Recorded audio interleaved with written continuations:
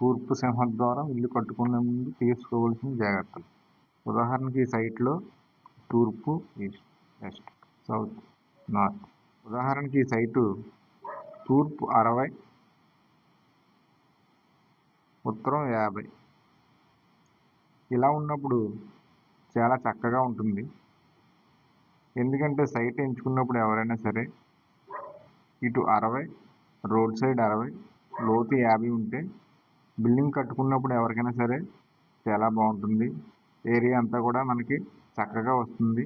ఇలా ఎప్పుడు కూడా రోడ్డు సైడ్ అయితే తూర్పున 40, 35 ఇలా తీసుకున్నా బాగుంటుంది.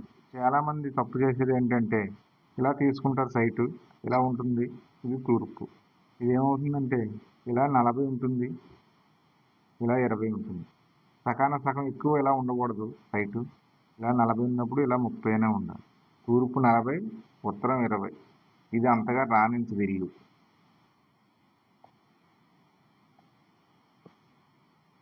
తూర్పు, ఉత్తరం. కొంతమంది తూర్పు 20, ఉత్తరం 50 ఇలా ఉంటుంది. ఇది కూడా ఇల్లు కట్టుకోవడానికి అనుకూలంగా ఉండదు. యజమానికి అంతగా రానిది. ఇది కనీసం తూర్పు 30, ఉత్తరం 25 ఇలా ఉంటే బాగుంటుంది. ఈ స్థలం బాగా రాణిస్తుంది. ఈ యజమానికి ఈ తూర్పు సింహద్వారం ఉండేవాళ్ళు ఎవరైనా సరే తూర్పు సింహద్వారం ఆ, ఈ, ఉ, బృ, ఏ, ఐ, ఓ, ఔ, అహ, ఖ, గ. ఈ అక్షరాలు మొదటి అక్షరం అయినప్పుడు తూర్పు పనిచేస్తుంది. ఈ సింహద్వారం వాడుకుంటే చాలా మంచిది. రాసుల పరంగా అయితే ఇవి మొదటి అక్షరాలు ఉండాలి, లేదా మేషం, సింహం, ధనుస్సు ఈ రాశుల వారికి తూర్పు అన్ని విధాలుగా అనుకూలంగా ఉంటుంది. ఏదైనా ముందుగా స్థలం కొనుక్కొని ఉంచుకున్నా, లేదా స్థలం కొనుక్కొని ఇల్లు కట్టుకున్నా ఉన్న వాళ్ళకి